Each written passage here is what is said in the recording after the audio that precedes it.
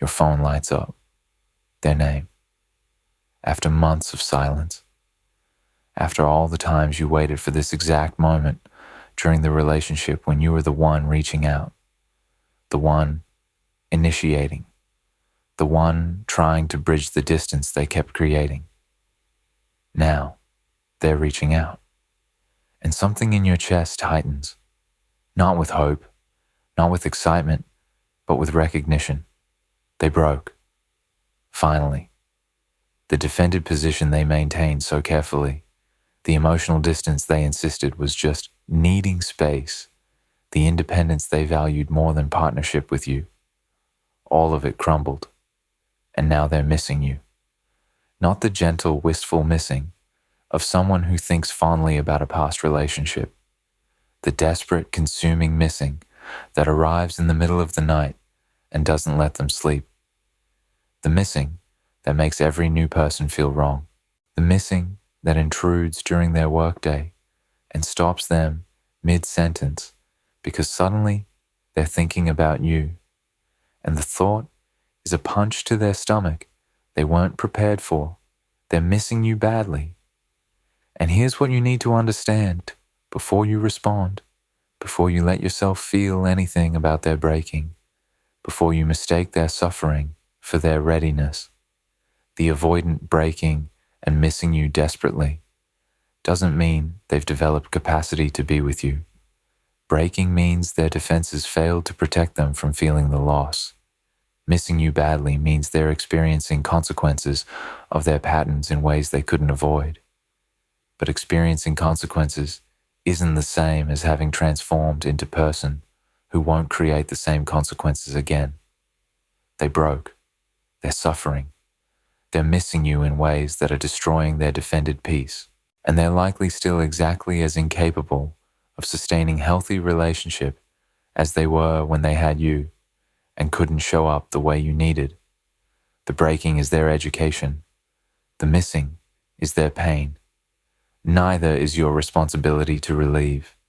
Understanding what the breaking actually means, why it happened now, what it reveals about their psychology, why it doesn't mean what you want it to mean, this protects you from confusing their crisis with their capacity.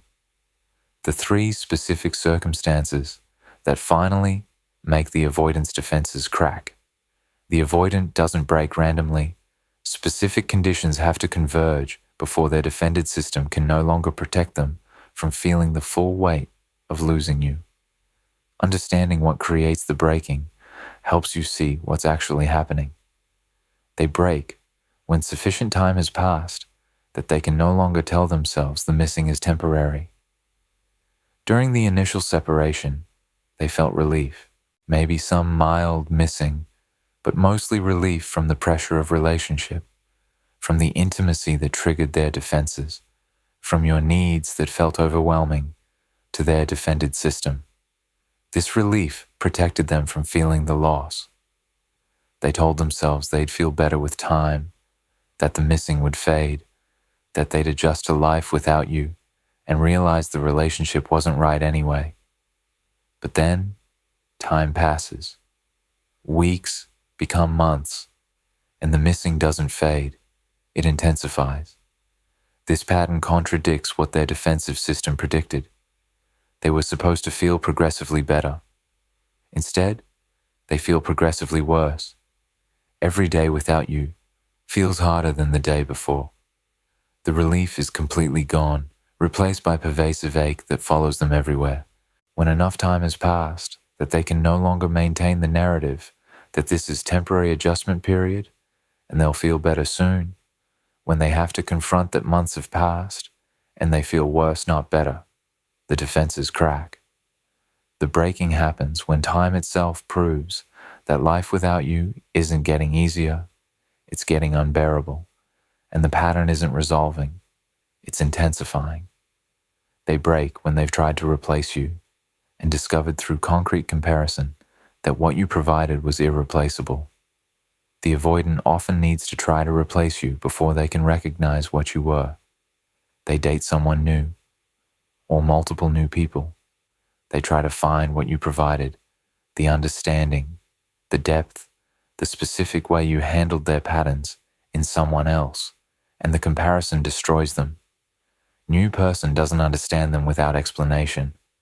New person responds to their withdrawal with anxiety or anger instead of your steady patience.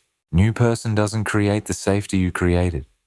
New person falls short in ways that make what you were hyper-visible through its absence.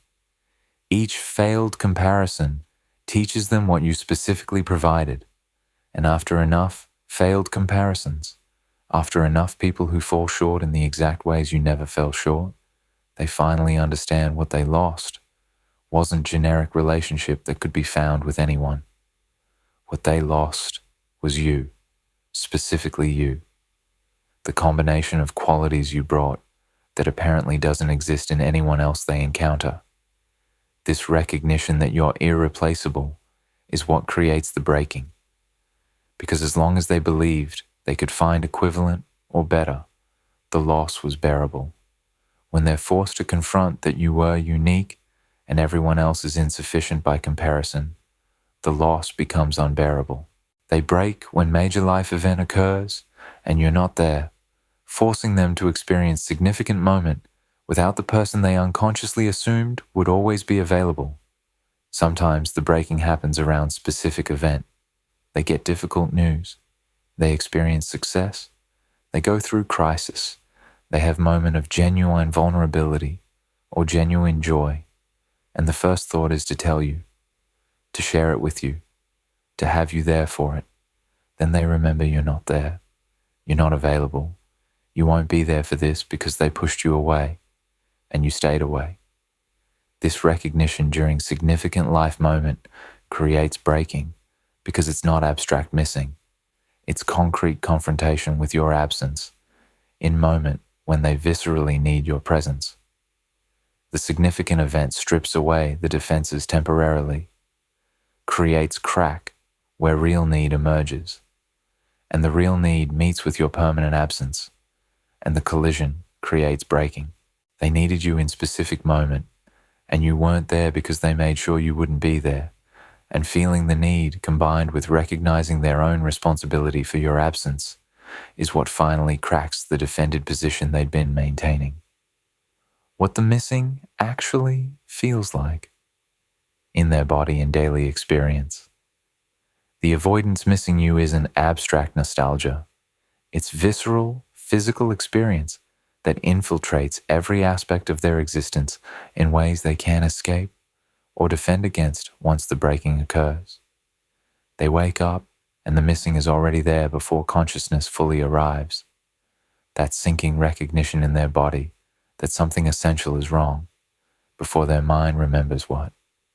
The missing doesn't wait politely for them to be awake enough to handle it.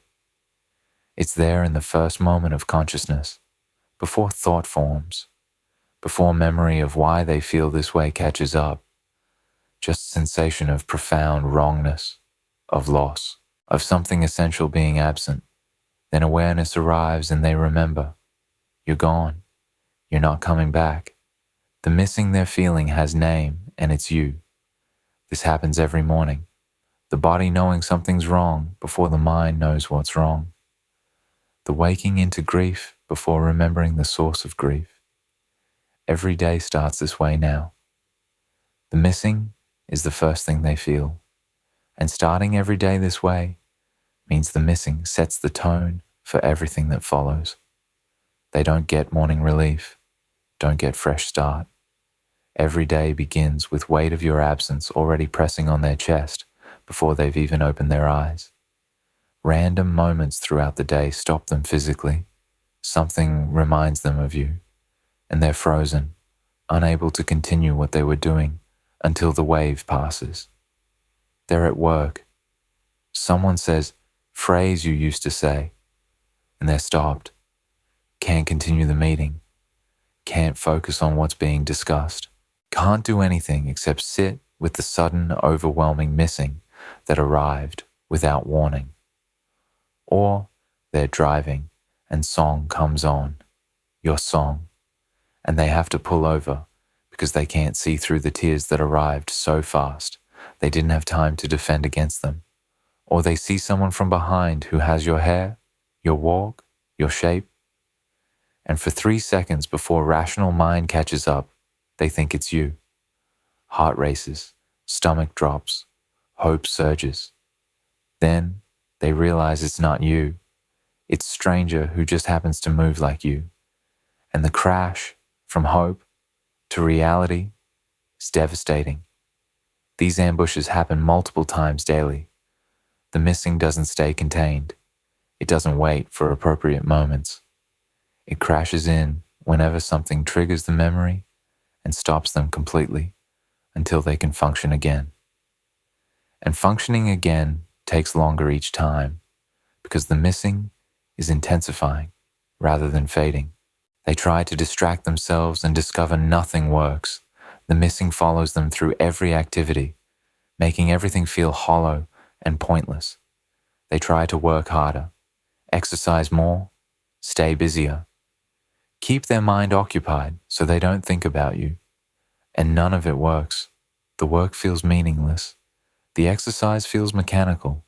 The busyness feels like running from something that's running faster. The missing isn't something distraction can outrun. It's pervasive presence that colors everything, makes everything feel less than it should feel. Food doesn't taste right. Achievements feel empty. Conversations feel shallow. Everything is contaminated by your absence in ways that make the entire texture of their life feel wrong. They're discovering that the missing isn't just about wanting you back. It's about how your presence was infrastructure of their well-being they didn't recognize while having you. Without you, nothing feels quite right. Not because nothing else is good, because the absence of you makes everything else feel insufficient in ways they can't articulate, but can't escape. The missing creates obsessive mental loops, replaying what they did wrong, imagining what they do differently, rehearsing conversations they'll never have with you. Their mind won't stop, can't stop. Replaying the relationship, analyzing their mistakes, seeing with painful clarity every moment they chose wrong, every time they withdrew when you needed presence, every time they prioritized their defended comfort over showing up for you. Every specific instance of failure replays in vivid detail, and alongside the replay is the imagining. If they could go back, if they had another chance, what they'd do differently, how they'd show up, the person they'd be. These imaginings are detailed, specific, elaborate. They've constructed entire alternative reality where they're the person their wounds prevented them from being. And these mental loops are obsessive, intrusive. They can't stop them even when they want to. The replaying and imagining happen automatically, taking over their mind during any moment that's not forcibly occupied by external demands.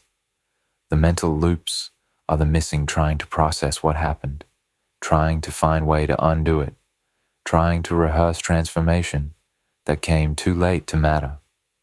The uncomfortable mirror turn, what you're really asking when you want to know. They're missing you. But here's what you need to examine about your need to know whether they're missing you. Why does their missing matter to you? If you're genuinely done, if you've genuinely moved on, if you've genuinely chosen yourself, their missing you should be completely irrelevant to your well-being. The fact that you want to know they're missing you, that you're reading this to understand what their breaking looks like, that some part of you needs confirmation they're suffering appropriate consequences, this reveals you're not as done as you think you are. Because truly done means you don't care what they're feeling. Truly moved on means their internal experience is background noise to your thriving. Truly choosing yourself means you're not organizing any emotional energy around whether they recognize what they lost or whether they're suffering from losing it. Your need to know they're missing you is evidence you're still attached to their validation, still needing their recognition of your worth to feel like your worth is real, still using their suffering as measure of your significance. And this need, this orientation toward their internal state, even in their absence, is what's keeping you from being fully free. They might be breaking and missing you desperately. And if you were actually done, you wouldn't care enough to know about it. The fact that you care reveals where you still are, not fully past them, not yet building life that doesn't need their suffering to validate your choice to leave. Stop needing to know if they're missing you. Stop tracking their breaking. Stop organizing any part of your internal world around their consequences, whether they're suffering or not suffering, breaking or not breaking, missing you or not missing you. None of it should matter to someone who's genuinely moved on. Let them break without your witness. Let them miss you without your knowledge. You have better things to do than monitor the internal state of someone who couldn't show up for you when it mattered. That's when you'll actually be free. Why the breaking doesn't mean they're capable of being different. The avoidant breaking and missing you desperately creates compelling evidence they've finally learned. But breaking and capacity remain separate things, and confusing them creates hope that sets you up for devastating disappointment. Breaking means their defenses failed to protect them from feeling loss. It doesn't mean they've developed different defenses or learned to function without defenses. Their defended system cracked. They're feeling the loss fully. They're experiencing consequences they were protected from experiencing while you were absorbing the impact of their patterns. This breaking is real. The pain is genuine.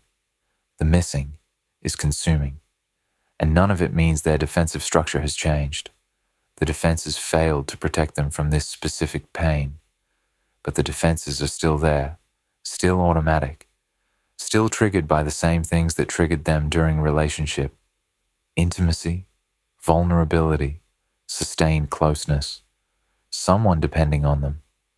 Breaking doesn't reprogram nervous system, doesn't heal attachment wounds, doesn't create capacity for vulnerability they didn't have before. It just means they're experiencing pain. Their defenses usually protect them from when the pain subsides. If you relieve it by going back, if time makes it more bearable, the defenses will return. The patterns will resume.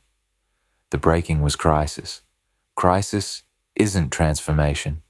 It's just defended system temporarily failing to protect from specific pain. The missing is about what you provided them, not about who you are as whole person they're now ready to honor. Listen carefully to what they're missing when they break. They miss how you understood them without explanation. They miss the safety you created. They miss how you handled their withdrawal. They miss what you did for them, what you provided, the functions you performed. This missing is self-focused. It's about what they lost access to, not about you as person they now recognize they should have honored. It's about their loss, not about your worth. This distinction matters, because missing what someone provided you is different from valuing who someone is. They're missing benefits of your presence. They're not necessarily recognizing your inherent worth as person who deserved better treatment than they gave you. The breaking might look like they finally see you, but often it's just that they finally feel the absence of what you were giving them. And missing what someone gave you doesn't mean you've developed capacity to receive what they gave you with the honor and reciprocity it deserved. They might return driven by pain relief, rather than by genuine readiness to do work required for healthy relationship. The breaking is painful, unbearably painful, and pain motivates action. But pain motivates relief seeking, not necessarily growth seeking. They want the pain to stop. The most obvious way to make pain stop is getting you back. If they had you again, the missing would end. The breaking would be resolved. The pain would be relieved. This relief-seeking motivation is what drives most attempts to reconnect after breaking. But relief-seeking is different from readiness. Relief-seeking says, I'm in unbearable pain, and you represent end of pain, so I need you back. Readiness says, I've done sustained therapeutic work to address patterns that made me lose you, and I've developed new capacity I didn't have before. The former is about alleviating their suffering through your presence. The latter is about becoming a different person through their work. If they return driven by breaking and missing, rather than driven by demonstrated transformation, you'd be accepting someone whose primary motivation is relieving their own pain, not someone who's actually developed capacity to honor what you offer. The specific ways their breaking manifests that you might witness or hear about. The avoidance breaking isn't usually visible to you directly, but specific behaviors leak through in ways you might observe or learn about through mutual connections that reveal what's happening internally. They reach out suddenly after months of silence, not with casual hello, but with message that reveals urgency and desperation they couldn't contain anymore. The breaking often results in contact, not the breadcrumb, casual contact of someone testing waters, but desperate contact that reveals intensity they usually hide. Long message explaining everything they now understand. Late night text that says, "I can't stop thinking about you." Call that comes out of nowhere asking if you can talk. The contact has quality of emergency to it, like dam broke, and what's flooding out is everything they've been holding back. The urgency in the contact is evidence of breaking. They're not reaching out from controlled, defended position. They're reaching out from crisis, from place where the missing became unbearable enough that breaking the silence felt necessary, even though breaking silence requires vulnerability their defended system usually prevents. The desperation in how they reach out, the timing, the intensity, the content that reveals how much they're suffering. This is the breaking made visible through their inability to contain it anymore. They ask mutual friends about you obsessively, not casually, but with frequency and intensity that reveals you're consuming their thoughts. If you have mutual friends, those friends might mention something. He's been asking about you constantly. She can't seem to stop bringing you up.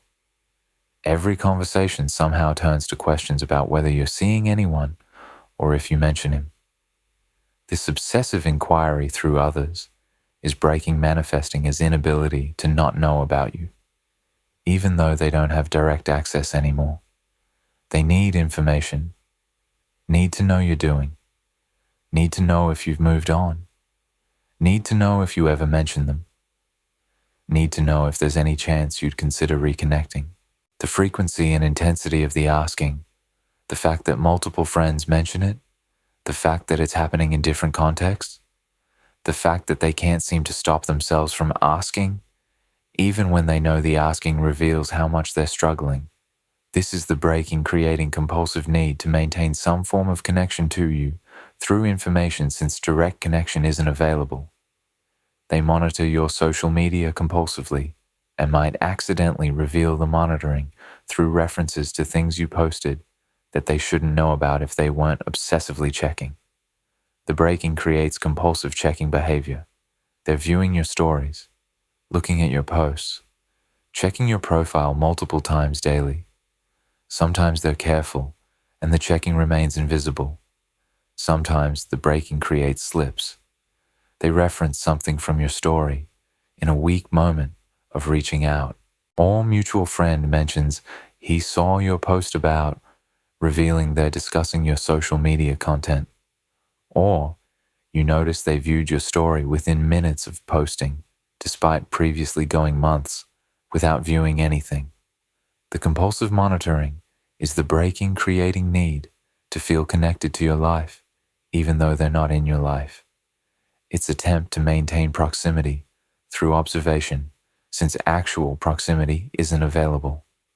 And the compulsiveness, the inability to stop checking, even when they know checking is preventing them from moving on, is evidence of how badly the missing has become. They make dramatic changes, trying to become person they think you wanted. Starting therapy, reading about attachment, making visible efforts that seem designed to demonstrate they're changing. Sometimes breaking motivates action. They finally start the therapy you asked them to start during relationship. They read books about avoidant attachment they dismissed when you suggested them. They make visible changes to their life that seem designed to address patterns you identified.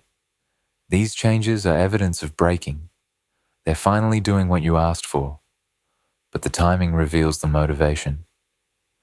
They're doing it now because breaking is painful enough to motivate action, not because they developed genuine readiness for growth during relationship.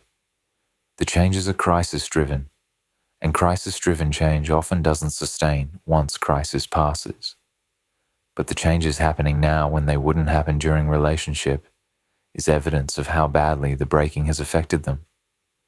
Badly enough to do things their defended system prevented them from doing when you were available to benefit from the doing.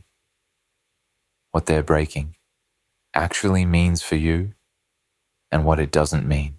The avoidant breaking and missing you desperately creates specific implications worth understanding clearly so you can use this knowledge appropriately rather than letting it pull you back into dynamic that didn't serve you.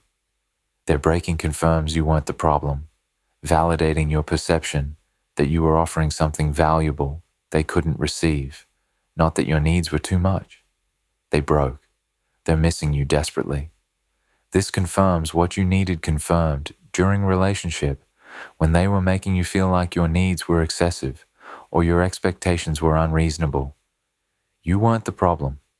Your needs weren't too much. You were offering something genuinely valuable that their defended system couldn't receive, and the proof is they're now suffering from not having it. The breaking validates that you were right about everything. Right that the relationship could have worked if they'd been capable. Right that what you were offering was rare and valuable. Right that their patterns were the problem, not your response to their patterns. Use this validation to eliminate any remaining doubt about whether you were reasonable or too demanding. You were reasonable. They were incapable. Their breaking proves it. But their breaking creates zero obligation for you to relieve their suffering or give them another chance to hurt you the same way. They're suffering. Genuinely.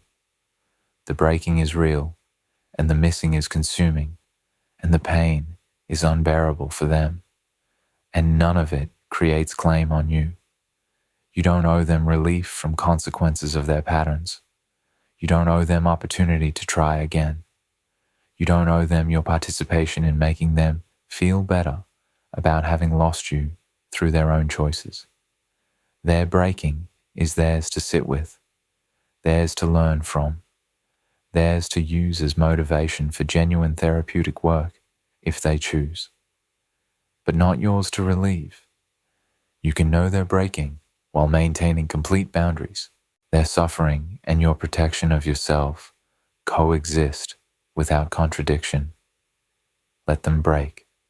That's their education. Your job is continuing to build life that doesn't need their breaking to validate your choice to leave. Understanding their breaking might answer questions, but the closure that actually serves you comes from building life where their breaking becomes irrelevant. Their breaking, missing you badly. This might provide some closure about whether you mattered, might answer the question you had about whether they'd ever feel the loss, might validate your worth in ways that feel satisfying, but the closure that actually transforms your healing isn't about their breaking, it's about your building. Build life so extraordinary that whether they're breaking or not breaking becomes utterly beside the point. Build relationships so reciprocal that their recognition of what they lost is just interesting footnote to your thriving. Build yourself so completely that their suffering is background noise to your forward momentum. The closure you're actually seeking isn't in their pain. It's in your liberation from needing their pain to validate your worth. The 3 possible outcomes. When the avoidant breaks and what each means for your future. Understanding the possible outcomes when the avoidant breaks and reaches out helps you navigate their return with clarity about what's actually possible versus what's just compelling drama. Outcome 1. They've done genuine sustained work and can demonstrate transformed capacity through behavior. The rarest outcome requiring months or years of therapy before reaching out. Sometimes, very rarely, the breaking happens, and instead of immediately reaching out seeking relief, they use the pain as motivation for sustained therapeutic work. They get specialists in attachment trauma. They do the work consistently for months or years. They develop new capacity through therapeutic process. They reprogram nervous system responses through EMDR or somatic work. They practice new behaviors in safe contexts.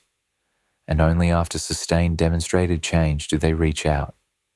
Not asking for you back, just sharing they did the work, demonstrating the transformation, being accountable for the harm they caused. This outcome is possible. It's also extremely rare. Most people in pain seek relief from pain, not use pain as years-long motivation for uncomfortable growth work. If this outcome is occurring, you'll know through specificity. They can name their therapist and modality and specific work they've done. They can describe how their responses to triggers have changed. They can demonstrate new capacity through their behavior in the reaching out itself, being boundaried, being accountable, not demanding anything from you.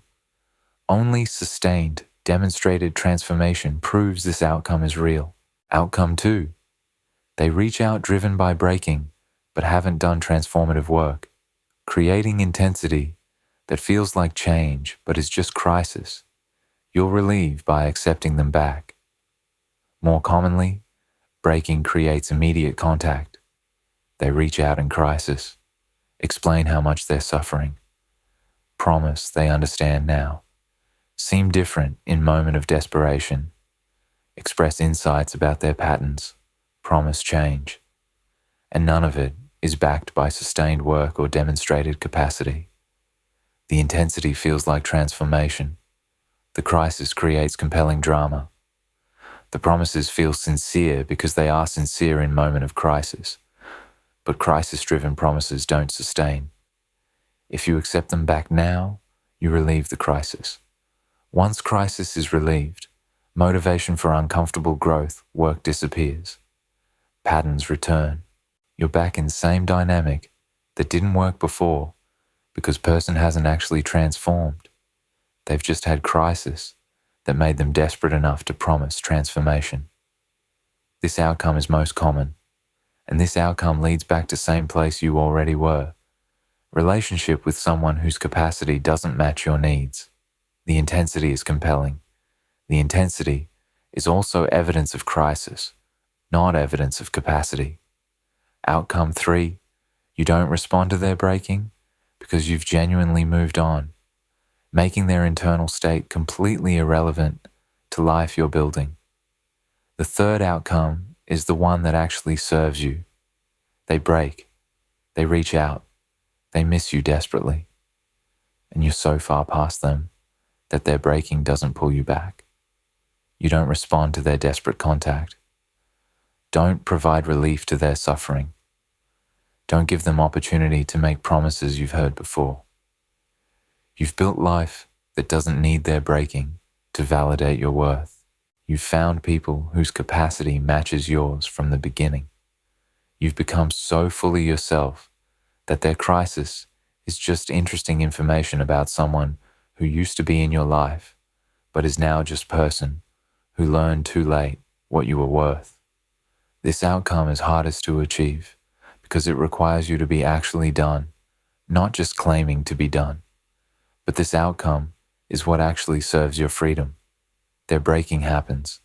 Your building continues. Both occur without intersection. That's when you're actually free. The single image this lands on, they're reaching out again. Third message this week. Each one longer than the last. Each one revealing more of the breaking, more of the desperate missing, more of the suffering they're experiencing from losing you. I can't stop thinking about you. I understand everything I did wrong now. I know I destroyed the best thing I had.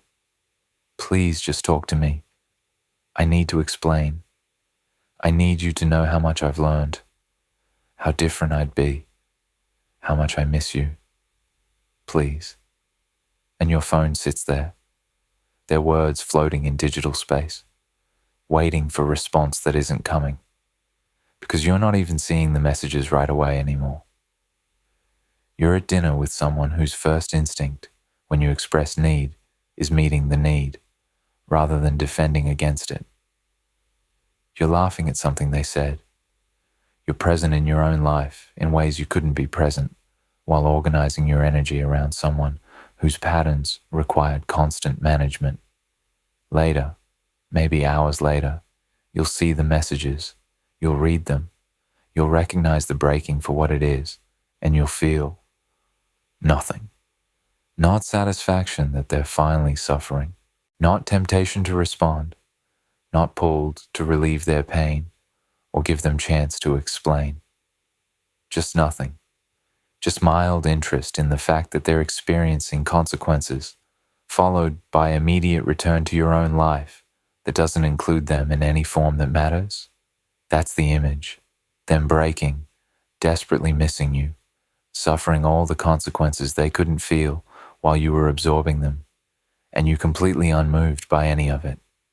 Not because you're being cold, because you're genuinely done, because you built life so fulfilling their breaking. It's just weather happening in someone else's city. Might be dramatic, might be destructive, completely irrelevant to the sunshine where you actually live. Let them break. Let them miss you until the missing rewires their entire psychology. Let them suffer every consequence their patterns earned. None of it requires your response. None of it creates your obligation. None of it matters to future you're building with people who recognized your worth while having access to it. They're breaking. You're thriving. Both are happening. Only one determines your future. You already know which one. Keep building. Keep thriving. Keep being so fully yourself in life that doesn't include them, that their desperate missing becomes just interesting fact about someone who used to matter but is now just person who learned too late. That's freedom. That's power. That's what it looks like when you finally understand that their breaking doesn't create your responsibility. It just confirms your choice was right all along. They're breaking. You're thriving. Both are happening. Only one determines your future. You already know which one. Keep building. Keep thriving. Keep being so fully yourself in life that doesn't include them, that their desperate missing becomes just interesting fact about someone who used to matter but is now just person who learned too late. That's freedom. That's power. That's what it looks like when you finally understand that their breaking doesn't create your responsibility. It just confirms your choice was right all along. Why they're breaking now, after all this time, actually reveals the depth of what they lost. The timing of when the avoidant breaks isn't random, and understanding why it's happening now, after months of them seemingly fine, reveals something crucial about what you actually meant to them, that their defended system prevented them from recognizing while they had you. The breaking happening months later proves what you provided wasn't easily replaceable. If it were, they'd have found substitute and moved on without breaking. Think about what the timeline means. Immediately after the ending, they felt relief. Weeks passed without them breaking. Months passed. You might have thought during those months that they were fine, that they'd moved on easily, that what you shared didn't matter enough to create real grief. But then they break. Months later. After sufficient time that they've had opportunity to replace you, to find someone else who provides what you provided, to adjust to life without you in ways that would prevent breaking if adjustment were possible. The fact that they're breaking now, after all this time, after all that opportunity to replace you, proves that what you provided was irreplaceable. They tried. They looked. They attempted to find what you gave them in someone else, and the search failed comprehensively enough that months later, they're breaking because the void you left cannot be filled. This timeline is evidence, not that you should go back, that you were right about your worth all along. What you offered was rare enough that months of searching couldn't find equivalent. The breaking after time is proof of your irreplaceability. They assumed they could always get you back if they wanted, and breaking is them discovering too late that you're not waiting for them anymore. Part of why they didn't break earlier is because unconsciously, they assumed you were waiting, assumed the door was cracked, assumed if they decided they made a mistake, they could return, and you'd accept them back because you'd been the one pursuing, the one more invested, the one who wanted the relationship more. This assumption protected them from feeling urgency about the loss. But then time passes and they realize you're not waiting. You've moved on. You've built life without them. You're not available even if they wanted to return. This recognition that the safety net they unconsciously relied on doesn't exist, that you're not the backup plan they can activate when they're ready, is often what triggers the breaking. They're not just missing you. They're panicking about having lost access to you permanently. The breaking contains this panic, this recognition that they can't get you back, even if they wanted to, because you're no longer the person waiting for them to be ready. You've become the person who left and stayed gone. And this permanence of your absence, this discovery that they don't have the power to restore access, even if they chose to, is what makes the breaking so intense. It's not just grief. It's grief combined with panic about permanent loss they can't undo. The breaking reveals they were comparing everyone to you this whole time, and every comparison taught them what you were in ways they couldn't see while having you. During the months before breaking, they were dating, meeting people, having experiences, and every experience was comparison. Every person was measured against you. Every interaction revealed what you provided through its absence. This person doesn't understand them like you did. That person doesn't create the safety you created. Another person doesn't have your depth or your patience or your specific combination of qualities they took for granted.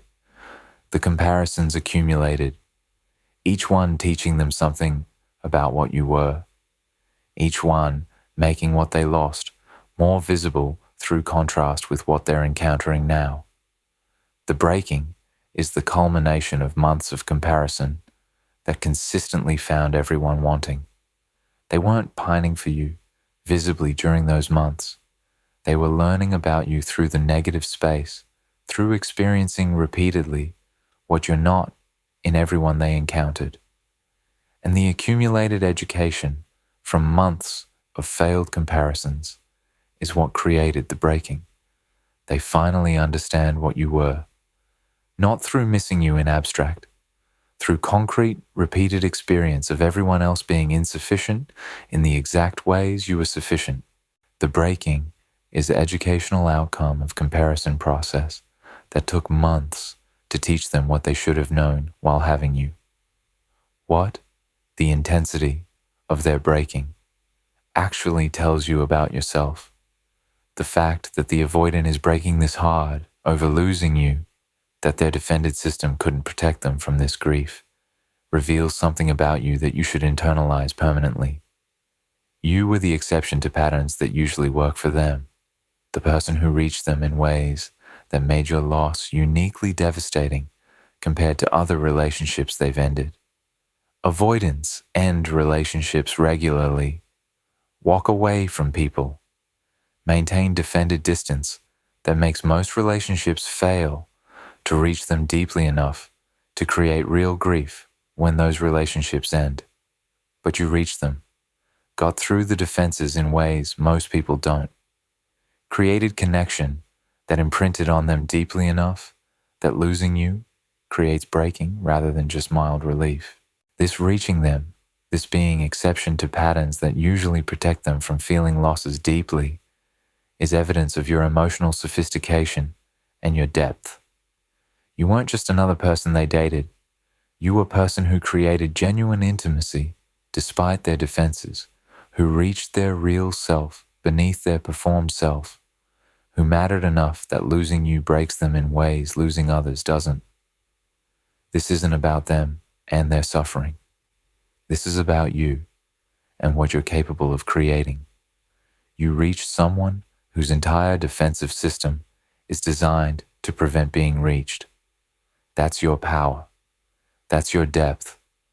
That's evidence of emotional capacity that's rare enough to create this outcome. Their breaking is testimony to your value. The breaking proves that every accommodation you made was you lowering yourself. They're capable of intense feeling, just weren't capable of feeling it for you, while they could still take you for granted. Throughout relationship, you probably accommodated, made yourself smaller, accepted less than you needed, told yourself maybe they just weren't capable of deep feeling, weren't capable of intense connection, weren't capable of the emotional depth you were bringing. Their breaking proves this was wrong. They're capable of intense feeling. They're capable of consuming obsessive missing.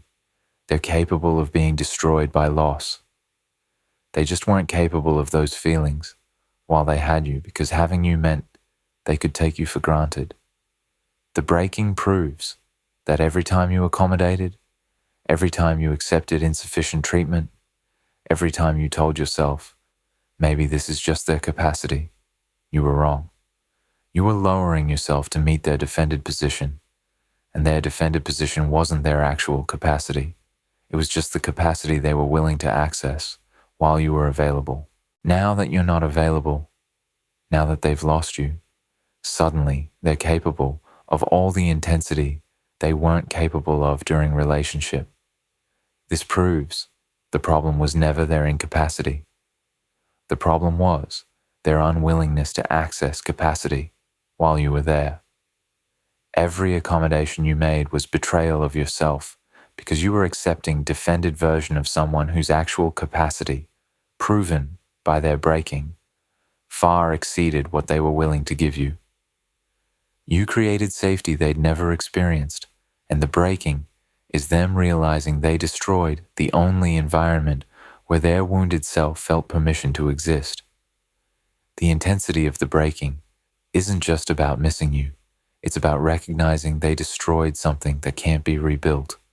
You created safety, specific safety their wounded self had never experienced anywhere else. Safety to be real, to drop performance, to exist as actual self rather than defended self. This safety was environmental condition you created through who you are, your acceptance, your patience, your seeing them fully and loving what you saw. And they destroyed the environment, rejected you, pushed you away, ended the relationship that was only place this safety existed. Now, they're recognizing what they destroyed, not just losing you as person, losing the only environment where they could be their real self, the only relationship where they didn't have to perform constantly, the only space where wounded self was acceptable. They destroyed this, and they're learning they can't recreate it, can't find it with anyone else. The specific safety you created was product of your specific qualities, meeting their specific wounds in ways that don't happen with other people.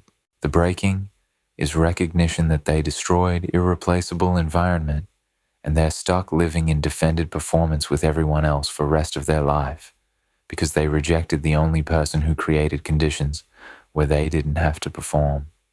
This recognition that they destroyed their only safe place is part of what makes breaking so intense. The permanent truth about what their breaking means for both of your futures. The avoidant is breaking and missing you desperately and suffering consequences that are destroying their defended peace. And here's the final truth about what all of that actually means going forward. Their breaking is permanent education about cost of their patterns, and whether they use it for growth or defend against it harder is their choice that doesn't concern you. They're learning, right now, in their breaking, learning what their patterns cost, learning that taking people for granted produces permanent loss, learning that defended comfort isn't worth what it costs in human connection, learning that some people are irreplaceable and losing irreplaceable people creates grief that doesn't resolve. This education is valuable. This education might lead to transformation. They might use this pain as motivation for sustained therapeutic work that changes them fundamentally. Or this education might lead to harder defenses. They might protect themselves from ever feeling this breaking again by never letting anyone reach them the way you reached them. Either outcome is their choice, their responsibility, their future, not yours. You were the teacher. The breaking is the lesson. What they do with the lesson is their business. Your business is building life that doesn't depend on them learning the lesson or using the lesson for growth. They might transform. They might harden. Both are possible. Neither is your concern. Let the education be complete. Let them do with it what they will. You're not responsible for their learning outcomes. Your thriving while they're breaking is the most powerful statement about who deserved who, and the contrast will teach them more than any words could. They're breaking, suffering, missing you desperately, barely functioning through the grief. And you're thriving, building, becoming more yourself, finding people whose capacity matches yours, creating life that's better without them than it was with them. This contrast is the most devastating teacher, more devastating than their internal breaking, more educational than their suffering, because the contrast proves definitively who deserved who. You deserved better than them. The proof is that better exists and you're living it. They didn't deserve you. The proof is that losing you broke them while losing them freed you. The contrast between their breaking and your thriving is statement that requires no words. It's visible evidence that the relationship was costing you more than it was giving you, that they were getting more than they were providing, that the imbalance was real and significant. Let the contrast speak. Let your thriving be the answer to any question about whether leaving was right choice. They're breaking because they lost someone valuable. You're thriving because you freed yourself from someone insufficient. Both truths coexist. Only one matters to your future. The most powerful thing isn't that they're breaking. It's that you're unbothered by their breaking because you've built life where their suffering is irrelevant to your joy. They're breaking, and you don't care. Not because you're cold, not because you're being cruel, but because you're genuinely so far past them that their internal state, breaking or not breaking, suffering or not suffering, missing you or not missing you, has zero impact on your emotional experience. You're happy, fulfilled, building, thriving. And none of it depends on them, or references them, or requires their suffering to validate it. Your joy is independent of their pain. Your thriving is unrelated to their breaking. They're experiencing consequences in their world, and you're experiencing freedom in yours, and both are happening without any intersection. This independence, this complete separation of your well-being from their internal state, is the actual freedom. Not them breaking, you being unbothered by them breaking. That's the power. That's the proof you've genuinely moved on. That's what it looks like when you've built life so fulfilling that someone else's crisis about losing you is just weather in distant city you used to live in, but don't anymore. Let them break. Let the breaking be complete. Let their suffering teach them whatever it teaches, and you keep building. Keep thriving. Keep being so fully immersed in life you've created that their desperate missing is just interesting information you learn about and immediately forget because you have better things to focus on. That's freedom. That's the life Their breaking actually confirms you deserve, not life with them after they've broken enough to maybe become capable. Life without them, where their breaking proves you were always too valuable to waste on someone who needed to lose you to recognize what having you meant. Build that. Live that. That's the answer to their breaking, not going back. Moving so far forward, they become distant memory of person who taught you what you won't accept ever again. That's power. That's your future. Claim it.